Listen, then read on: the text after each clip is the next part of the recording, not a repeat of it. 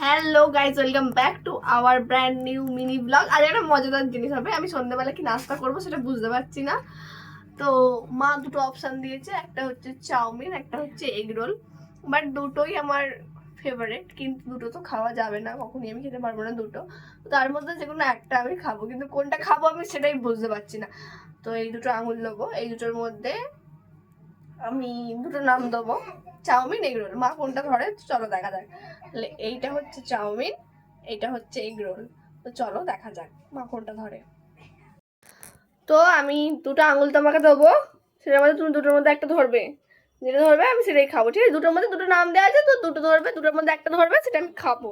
তো দেখা যাক মা কোনটা ধরে। এই যে এই দুটোর মধ্যে একটার নাম চাউমিন, একটার নাম এগ রোল। তাহলে দুটোর মধ্যে তুমি যে কোনো একটা ধরো। আমার মাতা এগ রোল ধরেছে, তো এগ রোল খাবো, ঠিক আছে?